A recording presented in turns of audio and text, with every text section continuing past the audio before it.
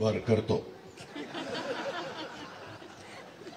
आजच्या कार्यक्रमाला उपस्थित असणारे आपल्या माननीय न्यायमूर्ती श्रीमती रेवती मोहिते डेरे मॅडम, उच्च न्यायालय मुंबईच्या, तसंच उपस्थित असणारे माननीय न्यायमूर्ती श्री संदीपजी मारणे साहेब, उच्च न्यायालय मुंबई, तसेच माननीय न्यायमूर्ती आरिफ डॉक्टर साहेब, उच्च न्यायालय मुंबई, महेंद्र महाजन, प्रमुख जिल्हा व सत्र न्यायाधीश पुण्याचे,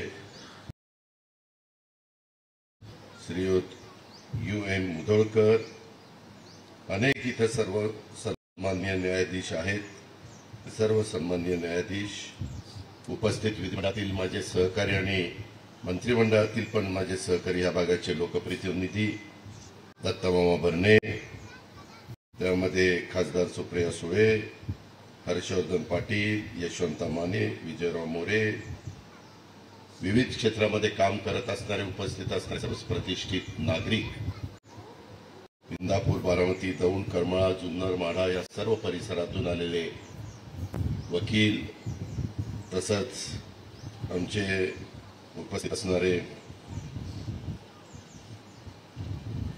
अध्यक्ष वकील संघटनेचे श्री गिरीजी महाजन, गिरीजी गांधी शहा, काय ते महाजन गांधी सारखे डोळ्यासमोर होते। ॲडव्होकेट हर्षदभाई निंबाळकर, सदस्य बार काउन्सिल महाराष्ट्र व गोवा तथा सिनियर काउन्सिल उच्च न्यायालय, ॲडव्होकेट अहमद खान पठाण, सदस्य बार काउन्सिल महाराष्ट्र व गोवा तथा सदस्य महाराष्ट्र राज्य वक्फ बोर्ड, आणि सर्व आमच्या शासनाचा उपस्थित असणारा अधिकारी वर्ग, पत्रकार मित्र, बंधू भगिनींनो, माझ्या तरुण मित्रांनो, वेळ बराच झालेला आहे। खरं तर मी दबकतच आलो होतो, मला बरोबर 11 वाजता यायचं होतं। म्हणलं श्रीमती रेवती मोहिते डेरे मॅडमचा कार्यक्रम आहे, त्याच्यावर राईट टाइम आपण गेलो पाहिजे। आणि मी पुण्यात माझे सकाळी 6:30 वाजल्यापासून मीटिंग चालू होत्या, ते सगळं उरकून मी येण्याचा प्रयत्न केला, परंतु वेळेमध्ये पोहोचलो। एकंदरीतच न्यायव्यवस्थेचं खूप महत्वाचं काम आपण संविधान, घटना, कायदा, नियम ह्या सगळ्यांचं पालन करतो, म्हणून 140 कोटी जनता असणाऱ्या भारताचं एकंदरीत भवितव्य आजही आपल्याला सगळ्यांना उज्ज्वल पाहायला मिळतं। या इंदापूर येथील जिल्हा आणि अतिरिक्त सत्र न्यायाधीश आणि दिवाणी न्यायाधीश वरिष्ठ स्तर न्यायालयाचं उद्घाटन आत्ताच मुंबई उच्च न्यायालयाच्या न्यायमूर्ती श्रीमती रेवती मोहिते डेरे मॅडम यांच्या हस्ते करण्यात आलेलं आहे, आणि इंदापूरकरांच्या दृष्टीने ही अतिशय आनंदाची आणि अभिमानाची बाब आहे। मी जिल्ह्याचा पालकमंत्री या नात्याने सर्व जे सन्माननीय न्यायाधीश आलेले आहेत त्या सर्वांचं जिल्ह्यामध्ये आल्याबद्दल, आपल्या इंदापूर तालुक्यामध्ये आल्याबद्दल, शहरामध्ये आल्याबद्दल तमाम जिल्ह्याच्या वतीनं मी त्यांचं स्वागत करतो। एकंदरीतच आज ह्या बरेच दिवस चाललेला होता कार्यक्रम घ्यायचा खरं तर विधी व न्याय खात्याचं देवेंद्रजी फडणवीसांच्याकडे मधल्या 4-5 दिवसामध्ये ते दावोसला गेलेले होते। मोठ्या प्रमाणावर गुंतवणूक ही आपल्या महाराष्ट्रामध्ये यावी, त्याच्यातून रोजगार निर्माण व्हावा, त्याच्यातून तरुणांच्या हाताला काम मिळावं, आणि एकंदरीत आर्थिक एक सुबत्ता महाराष्ट्रामध्ये यावी। पंतप्रधानांचं जे स्वप्न आहे की जगामध्ये अर्थव्यवस्थेच्या बाबतीमध्ये 3रा क्रमांक आपला आला पाहिजे, जो आता 5व्या क्रमांकावर आपण आहोत, त्याही दृष्टिकोनातून आमचं महायुतीच्या सर्व सहकारी मित्रांचं, सरकारचं लक्ष त्या ठिकाणी लागलेलं आहे। आज बोलत असताना खूप जणांनी वेगवेगळ्या प्रकारचे दाखले दिले, पाठीमागचे वेगवेगळे काय कसं झालं हे गिरीश आमच्या शहांनी पण आपल्याला सगळ्यांना ऐकवलं की कसे बदल होत गेले, लोकांच्या अपेक्षा वाढलेल्या आहेत, लोकांना सुविधा मिळाल्या पाहिजेत, न्याय लवकर मिळाला पाहिजे, परंतु त्याच्याकरता न्याय लवकर मिळण्याच्या करता सुविधा पण सरकारने दिल्या पाहिजे, आणि ते काम आम्ही लोकांनी हातामध्ये घेतलंय। आज देखील जुन्नर, पिंपरी चिंचवड, शिरूर किंवा दौंड अशा सगळ्याच्या बाबतीमध्ये बोलत असताना मगाशी महाजन साहेबांनी काही तिथं अडचणी पण मांडल्या आणि कशा पद्धतीने आपण पुढे चालू सांगितलं। पुणे जिल्हा तसं बघितलं तर सर्वात मोठा जिल्हा, आणि त्याच्यामुळं ह्या जिल्ह्यामध्ये जजेसची संख्या पण जास्त, जवळपास 153 जजेस आणि 80 पुणे शहरातच. आत्ता त्यांनी संगम बंगल्याचं सांगितलं, त्यामध्ये त्यांना 24 अशा पद्धतीचे टॉवर पाहिजेत. माझी विनंती आहे, शेवटी तो तुमचा अधिकार आहे, तुम्ही जर ते लवकर आपल्या न्यायाधीशांच्याकडनं मंजूर करून मला मंत्रालयामध्ये पाठवलं तर मी 100% ह्या तुमच्या सगळ्या टॉवरला जे काही मदत पाहिजे ती मदत करतो. कारण मधल्या काळामध्ये क्वीन्स गार्डनला देखील खूप अडचणी, अतिशय दुरावस्था ह्या न्यायाधीशांनी मला सांगितली आणि मी अतुल चव्हाणला सांगितलं, अतुल हे बरोबर नाही, आपण त्याच्यामध्ये सर्वतोपरी सहकार्य केलं पाहिजे. आत्ताच माझा एक्झिक्युटिव्ह इंजिनियर पीडब्ल्यूडीचा मला सांगत होता की दादा 8 राणीचा बाग इथं न्यायाधीशांचे जे निवासस्थान आहे, ज्याला आपण क्वीन्स गार्डन म्हणून देखील ओळखतो, तिथं 32 न्यायाधीशांची निवासस्थानं मंजूर करण्यात आलेली आहे आणि लवकरच तेही काम आम्ही त्या बाबतीमध्ये सुरू करू. एकंदरीतच ह्या सगळ्या सुविधा देत असताना ही वास्तू जी झालेली आहे त्याच्याबद्दल एकंदरीत तळमजला पहिले 2 मजले, दुसरा अशा प्रकारची वास्तू आहे. पण माझा थोडासा स्वभाव स्पष्ट आहे. मी आतमध्ये ज्यावेळेस मॅडमने त्याचं उद्घाटन केलं, आतमध्ये इतका अंधार आहे, म्हणजे ग्राउंड फ्लोअरला 11:30 वाजता उद्घाटन झाल्यानंतर असा इतका अंधार, काय कुठल्या शाण्याने आणि कुठल्या आर्किटेक्टनी वास्तू मंजूर केली त्याचं त्यालाच माहिती. आणि सेकंड फ्लोअरला गेल्यानंतर मात्र ओपन टू स्कायचं ते उजेड येतो, तिथं मात्र चांगली व्यवस्था आहे. तरी मला काही वकिलांनी सांगितलं की दादा व्हेंटिलेशन कमी आहे. मधी स्वतः हे सगळे मान्यवर येऊन त्यांनी बघून गेलेले आहेत. त्यांच्या काही सूचना असतील त्या सूचनांचं पालन पीडब्ल्यूडी विभाग निश्चितपणे करेल. आमचं ते कर्तव्य, आम्ही देखील त्या बाबतीमध्ये करू. 14 कोटी रुपयाची वास्तू, त्याच्याही बद्दल दत्तामावांनी सांगितलं काय झालं, कसं झालं, कशा पद्धतीनं झालं. अस्तित्वात न्यायालय इमारतीमध्ये माननीय अतिजिल्हा न्यायालय आणि माननीय उच्च स्तर न्यायालय वाढ होत असल्यामुळे तळमजल्यावरील वकील संघ कक्ष रूम 13 आणि दुसऱ्या मजल्यावर हिरकणी कक्ष रूम 43चं रूपांतर न्यायदान कक्षामध्ये करण्यात आलेलं आहे. प्रशासकीय मान्यता त्याच्यामध्ये आणि निविदा असं सध्या परिस्थिती मला सांगण्यात आलेली आहे. आणि अस्तित्वातील न्यायालय इमारतीच्या 3ऱ्या आणि 4थ्या मजल्याच्या बांधकामासाठी देखील अंदाजित 8 कोटी रुपये एवढी रक्कम अपेक्षित आहे. सोमवारी तो प्रस्ताव जिल्हा न्यायालयाकडे सादर होणार आहे. अजून 4 कोटीची गरज आहे, हॉलची गरज आहे असं सांगण्यात आलेलं आहे. आपण ते मान्य करून आम्हाला जर पाठवलं तर मी या नवीन अर्थसंकल्पाचंच ही 8 कोटी रुपये उपलब्ध करून देईल. त्याबद्दल आपण कुणी तीळमात्र शंका मनामध्ये ठेवू नका. शेवटी कोर्टामध्ये प्रॅक्टिस करणाऱ्या वकिलांच्यासाठी देखील कोर्ट इमारतीच्या बाजूला नवीन जागेवर 1200 चौरस फुटाचं एक स्ट्रक्चर उभं करून द्या, अशा प्रकारच्या सूचना न्यायमूर्तींनी दिलेल्या आहेत. त्याच्यामध्ये त्याही बाबतीत लक्ष घातलं जाईल. आणि त्याला तर मी थांबणारच नाही. मी उद्या रविवार आहे, पण सोमवारी डीपीडीसी मधनं 20 लाख रुपये मी मंजूर आत्ताच जाहीर करतो. आणि त्या पद्धतीनं अमोल, तू इथं आहेस, अतिशय व्यवस्थित ते नटबोल्टमध्ये काम कर की पुन्हा उद्याच्याला आपल्याला ते शिफ्ट करायचं म्हटलं. जसं ढेरे मॅडमनी सांगितलं की खर्च जास्त करू नका, परंतु त्याचा परत उपयोग करता आला पाहिजे. तशा प्रकारचं टेक्निक वापरा आणि ते पण त्या बाबतीमध्ये करून द्या. एकंदरीतच पंचायत समितीची इंदापूर इथं कोर्टालगत 2 एकर जागेचा उल्लेख गिरीशजींनी आपल्या भाषणामध्ये केला. जिल्हा परिषदेमध्ये आता सीओ गजानन पाटील त्यांना उद्या झेंडावंदनला ही सगळी लोक मला भेटतीलच, तिथंच त्यांना मी सूचना देईल. परंतु ती जागा गेली म्हणजे लगेच तिथं इमारती होतील असं समजू नका. पहिल्यांदा आता सांगितलं ते 20 लाखाची, वर्षी 8 कोटीची, ती आपण करू. पण ती जागा पुन्हा कुणाच्या तरी दुसऱ्याच्या घशात जाऊ नये म्हणून ती काढून आपल्या ताब्यामध्ये न्यायालयाच्या ती घेऊया. आणि पुढं वाढ म्हणजे लोकसंख्या वाढतीच आहे, त्याच्यामध्ये आपला कोणी हात धरू शकत नाही. त्याच्यामुळं आपल्याला हे सगळे पुढ्या इमारती वगैरे वाढवावे लागणारच आहे. कारण आत्ताच मला मान्यसाहेब सांगत होते की अजित तुमचं बारामतीचं पण वरची वास्तू वाढवायची आहे. आता बारामतीमध्ये एवढी वास्तू मोठी आम्ही बांधलेली होती की आम्हाला वाटलं आपल्या हयातीपर्यंत तरी चालेल. कशाचं आलं हयातीपर्यंत?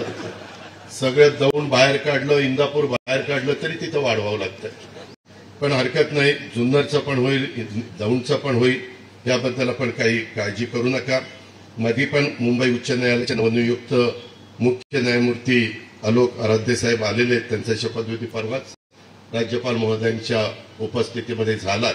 आणि मागे सुप्रीम कोर्टाचे चंद्रचूड साहेबांनी बीकेसी मध्ये फार मोक्याची जागा, माझ्या माहितीप्रमाणे आज देशातील सगळ्यात कॉस्टली जी जागा आहे त्या पद्धतीची जागा न्यायालय ह्याच्याकरता कोर्ट बिल्डिंग करता दिलेली आहे.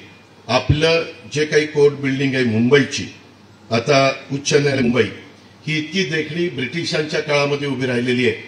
पण त्याच्यामध्ये इतक्या वेगवेगळ्या समस्या ह्या सगळ्या न्यायाधीशांना येतात आणि त्याच्यावर नवीन वास्तूची गरज आहे. मी आता पण मॅडमला म्हणलं की मागेही भूमिपूजनाच्या वेळेस आम्ही होतो, त्याही वेळेस त्यांनी मी सांगितलेलं होतं की तुम्ही इतकी देखणी बिल्डिंग करा, त्याच्यामध्ये काय खर्च लागेल तो खर्च आपण राज्य सरकारच्या वतीने करू. आता मी जीएसटी भवन एक मुंबईमध्ये उभं करतोय, 2000 कोटी रुपयाचं जीएसटी भवन आहे.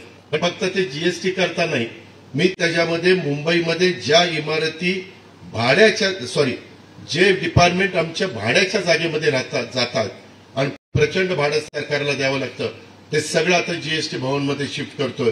आमचं एअर इंडियाची पण बिल्डिंग टेक ओव्हर करायचं चाललेलं आहे. त्याच्यात थोडेसे प्रॉब्लेम आलेत. मुख्यमंत्री प्रयत्न करतायत, एकनाथराव प्रयत्न करतायत, आम्ही केंद्र सरकारशी बोलतोय, पण ती पण वास्तू आमचे राज्य सरकारच्या ताब्यामध्ये घेण्याचा आमचा सगळ्यांचा मानस आहे. ते लवकर जर झालं तर तिथं पण आपली काही कार्यालय आपल्याला शिफ्ट करता येणार आहेत, म्हणजे राज्य सरकारची. आज मित्रांनो, मला एका गोष्टीची जाणीव आहे की वेळ बराच झालेला आहे, पण मी आपल्याला सगळ्यांना सांगू इच्छितो की हे जे काही मगाशी टॉवर उभे करण्याच्या कथा किंवा राहण्याची बिकट समस्याच्या बद्दल सांगितलं, ते तर दूर केलीच पाहिजे, ते आपल्या सगळ्यांचं कर्तव्य आहे. पण मी आता पुण्यामध्ये अनेक वर्ष तुम्ही सगळ्यांनी मला संधी दिलेली आहे आणि मी ठरवले, मुंबई असेल, पुणे असेल किंवा इतर कुठल्याही तालुके जिल्ह्याचे ठिकाणं असतील, तिथं देखण्या वास्तू उभ्या करायच्या, लोकांची सोय व्हावी, अधिकाऱ्यांची सोय व्हावी, तिथं काम करणाऱ्या आमच्या स्टाफची सोय व्हावी. आता सारथीची देखणी वास्तू आपण पुण्यामध्ये उभी केलेली आहे. तिथंच आज मी सामाजिक न्याय विभागाची पण वास्तू आज फायनल केलेली आहे. शालेय शिक्षण भवन त्याचं काम चाललेलं आहे, कामगार भवनचं काम चाललेलं आहे, पणन आणि सहकार भवन साखर भवनच्या ठिकाणी ती एक नवी वास्तू आपण करतोय. नोंदणी भवनचं काम चाललेलं आहे, कृषी भवनचं काम चाललेलं आहे, नगर विकास भवन आपण बांधतोय, टाउन प्लॅनिंगचं मेन ऑफिस महाराष्ट्राचं पुण्यामध्ये आहे, त्याच्यावर ती पण इमारत आपण करतोय. नवीन प्रशासकीय भवन आपण करतोय, महिला बाल विकास आयुक्तालयाच्या करता एक भवन आपण करतोय, ऑलिम्पिक भवन हे आपलं बालेवाडीमध्ये चाललेलं आहे, जमावबंदी आयुक्तालय त्याचं एक भवन आपलं पुण्यामध्ये चाललेलं आहे. जीएसटी भवनची वास्तू जवळपास उरकत आलेली आहे. आता मुख्यमंत्र्यांनी वेळ दिली की एसपीचं ग्रामीण कार्यालय फार देखणी वास्तू आम्ही त्या ठिकाणी त्या पद्धतीने उभी करतोय. पुण्याचं सीपी कार्यालय त्याची पण ड्रॉइंग वगैरे सगळं फायनल झालेलं आहे, टेंडर फायनल झालेलं आहे, तेही आता सुरू करतोय. पिंपरी चिंचवडचं कार्यालय महानगरपालिकेचं त्याचं काम चाललेलं आहे. यशदाचं विस्तार करायचा, 100 एकर जागा आम्ही यशदाला दिली आहे. मसुरीला जसं ट्रेनिंग सेंटर आहे त्याच धर्तीवर यशदामध्ये राहिलेल्याही 100 जागेमध्ये एकरामध्ये आम्ही या सगळ्या गोष्टी करतोय. पिंपरी चिंचवडचं सीपीचं कार्यालय आपण करतोय. अशा पद्धतीनं ही सगळी कामं आपली जिल्हाधिकारी कार्यालय आपण केलं, विभागीय कार्यालय आपण पूर्ण केलं, अशा पद्धतीने ही सगळी कामं चाललेली आहेत आणि त्याच्यामध्ये आम्ही जबाबदारी लोकांनी आमच्यावर पूर्ण मोठी टाकलेली आहे आणि त्याच्यामुळं ठराविक काळात ही सगळी कामं मला आणि आमच्या सरकारला, मुख्यमंत्र्यांना, उपमुख्यमंत्र्यांना पूर्ण करायची. एकंदरीतच ही सगळी कामं करत असताना मगाशी आमचे दत्तभाऊ म्हणले की इंदापूरची मंडळी फार चिवट आहे. बारामतीच्या मंडळींना चिवट राहायचं कारण नाही, कारण आयुक्तच सगळं मिळतं. 6:30ला लोकप्रतिनिधी उठून कामाला लागतो, 6ला. बारामती अर्धी झोपलेली असताना लोकप्रतिनिधी काम करतो. त्याच्यामुळं फक्त चाललेलं बरोबर आहे का चूक आहे एवढंच विचारावर तुम्हाला सांगायचं. तुम्हाला म्हणजे बारामतीकर म्हणून तुम्हाला सांगतो, नाहीतर म्हणाल की आज अजित माझ्यावर कशा घसरला. तुमच्यावर कुणावर मला घसरायचं नाही, माझं बरं चाललेलं आहे. एकंदरीतच सांगायचं तात्पर्य की मला मारणे साहेब म्हणत होते की अजित बारामतीमध्ये बऱ्यापैकी तू केलेलं आहे. म्हणलं केलंय, अजूनही करणार आहे, कारण आम्ही कामाची माणसं, जे बोलतो ते आम्ही करतो आणि त्याच्यामुळे त्या पद्धतीने आम्ही पुढे चाललोय. माझी गिरीश शाह, तुम्हाला वाईट वाटून घेऊ नका, झाडं समोर लावताना पण कुठली लावावी त्याला थोडंसं डोकं चावावं लागतं, चिकट असून चालत नाही. आता इथं लावलंय बुचाचं झाड, ते बुचाचं झाड, ते बुचाचं झाड, ते बुचाचं झाड, ते बुचाचं झाड. बुचाचं झाड फक्त ऑक्टोबर नोव्हेंबर मध्ये छान फुलांचा वास येतो. वादळ आल्यानंतर सगळ्यात लवकर झाड पडणारं कोणतं ते बुचाचं आहे की नाही. मग पडायला लावलं इथं. दुसरं रेंट्री, सगळ्यात जास्त पानगळ होणारं रेंट्रीचं झाड. फक्त ह्याच्यामध्ये खायाचं झाड चांगलं लावलेलं आहे. माझी विनंती आहे, तुम्ही मला विचारलं तर मी चांगला लँडस्केपर देईल, अर्थात न्यायाधीशांची परवानगी असेल तर. आपलं इथं तुमच्यात लुडबुड करण्याचा माझा काडीचा अधिकार नाही. तुमची संमती असेल तर मी इथं लँडस्केपिंग करून जी झाडं ह्या हवामानामध्ये, मग आमचं मोहगोणी असेल, त्याच्यामध्ये वावळ असेल, त्याच्यामध्ये लिंब असेल, की पानगळ पण कमी व्हावी आणि सावली पण चांगली, नांदुरकाचं असेल, अशा पद्धतीनं आपण झाडं लावू. अजून काही सुविधा असतील आतमध्ये. अमोल, हा प्लॅन कोणी केला रे? हा काय? त्याचा तर सत्कारच केला पाहिजे आज, आणि तोही सत्कार भोसले वकिलांच्या मार्फत करायला पाहिजे. म्हणजे सत्कार केल्यावर त्याला जरा कवळ्यात घेतला असता ना, त्याला परत किती कोणीच आमच्याकडे आलं नसतं. मी पण जरा घाबरतच त्यांच्याकडनं ते स्वीकारलं. म्हणजे त्याचा एकदा दणका बसला की आपलं काहीतरी मोडायचं. मॅडमलाही देताना म्हणलं, बाबा तू नको तिथे जास्त जवळ. मित्रांनो, हरकत नाही, परंतु भारदस्त व्यक्तिमत्व वकील लोकांच्यात आहे, त्याचं चांगलं आहे. परंतु ते बोलायला उठल्यानंतर ऐकणाऱ्याचं काय होणार आहे कुणाला. मित्रांनो, गमतीचा भाग जाऊ दे, पण खूप गोष्टी बोलण्यासारख्या आहेत. एकंदरीत आपल्या देशामध्ये, आपल्या राज्यामध्ये, आपल्या परिसरामध्ये न्याय व्यवस्थेवर जनतेचा विश्वास आहे आणि त्याच्यामुळं लोकशाहीच्या रक्षणामध्ये न्यायालयाचं मोठं योगदान आहे, हे आपल्याला नाकारताच येणार नाही. आणि त्याच्यामुळे न्याय व्यवस्थेला पायाभूत सुविधा देणं हे आमचं कर्तव्य आहे. आम्ही मेहरबानी करत नाही, हे आमचं कर्तव्य आहे. आता ह्या गोष्टीमुळं मंगळवारी आणि शुक्रवारी 100 ते 125 माझे वकील इंदापूरचे बारामतीला जायचे, त्यांची बारामती जाणं येणं वाचलं.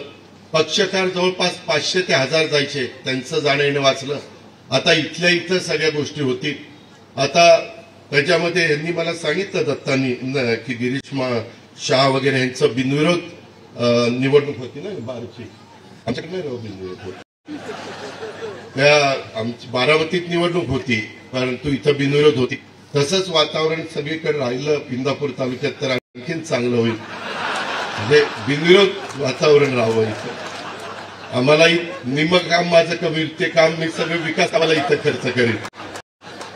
मित्रांनो, अधिक बोलत नाही, नाहीतर डेरेताई माझ्यावर नाराज झाल्या तर उगीच माझी पंचायत व्हायची. परंतु मी आता आवर्त घेतो. एका चांगल्या कार्यक्रमाच्या निमित्तानं आपण इथे एकत्र जमलो आणि मी न्यायमूर्तींना सांगेन की अजून नुसती पुणे जिल्ह्यातलीच नाही, मारण्यासाहेब महाराष्ट्रातली कुठल्याही भागातली कामं असतील तर तुम्ही फक्त आम्हाला सूचना करा, त्याबद्दल जो काही निधी लागेल. कालच माझे 2-4 दिवस झाले मी माझा अर्थसंकल्प मार्चमध्ये आहे, फेब्रुवारीत केंद्राचा आहे, मार्चमध्ये राज्याचा आहे. त्याच्याकरता कुठल्या कुठल्या डिपार्टमेंटला कुठली निधी द्यायचा आहे ते चाललेलं आहे. पण ह्या बाबतीमध्ये विधी व न्याय खातं, तुमचे सचिव महोदय जे काही तुमच्याकडनं निरोप येईल ती माहिती देतील आणि तशा पद्धतीनं तरतूद करायला सांगतील. तेवढी सगळी तरतूद आमच्या सरकारकडनं त्या विभागाला केली जाईल याबद्दलचा विश्वास व्यक्त करतो आणि आपल्या सगळ्यांची रजा घेतो. जय हिंद, जय महाराष्ट्र. धन्यवाद साहेब. काही माझ्या शब्दातून